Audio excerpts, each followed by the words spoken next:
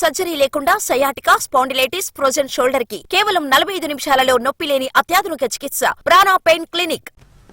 Revenue ఉద్యోగులపై పెరుగుతున్న పని ఒత్తిడిని తగ్గించి సరిపడా సిబ్బంది నియామకం, నిధుల కేటాయింపు చేయాలని ఏపీ రెవెన్యూ సర్వీసెస్ రాష్ట్ర స్థాయి కార్యవర్గ సమావేశం ప్రభుత్వాన్ని కోరింది. రెవెన్యూ శాఖ ఎదుర్కొంటున్న ఇబ్బందులు, వాటి పరిష్కారాలకు సంబంధించి పలు తీర్మానాలు చేశారు. పని భారంతో ఉక్కిరిబిక్కిరవుతున్న రెవెన్యూ శాఖకు జిల్లాల్లో సరిపడా సిబ్బంది లేకపోవడం, మౌలిక వసతుల లేమి, నిధుల కొరత పెను సవాళ్లుగా మారాయని రెవెన్యూ ఉద్యోగుల అసోసియేషన్ అభిప్రాయపడింది. కొత్తగా ఏర్పాటైన జిల్లాలు, డివిజన్లలో పూర్తి స్థాయిలో సిబ్బంది లేకపోవడంతో పని ఒత్తిడి అధికంగా ఉంది. ప్రభుత్వం కల్పించుకుని అన్ని జిల్లా కలెక్టరేట్లకు సరిపడా సిబ్బందిని కేటాయించి పని ఒత్తిడి తగ్గించాలని తీర్మానించారు.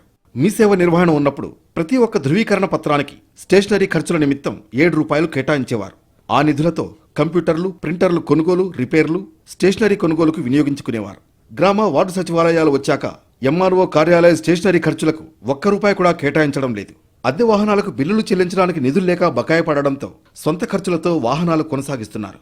ప్రోటోకాల్ విధులలో ఏ చిన్న సమస్య ఉత్పన్నమైనా వేటు తప్పని పరిస్థితుల్లో ప్రోటోకాల్ ఖర్చుల నిమిత్తం రెవెన్యూ ఉద్యోగులు అప్పుల పాలవుతున్నారు. ప్రభుత్వం వెంటనే కల్పించుకుని ప్రతి జిల్లాకు ప్రోటోకాల్ నిమిత్తం బడ్జెట్ కేటాయించాలని వారు కోరుతున్నారు. బ్రిటిష్ వారి హయాంలో నిర్మించిన 132 తహసీల్దార్ కార్యాలయాలు, 8 రెవెన్యూ డివిజన్ అధికారుల కార్యాలయాలు శిథిలావస్థలో ఉన్నాయి. కొత్త వాటి నిర్మాణం వేగవంతం చేయాలని వారు సూచిస్తున్నారు.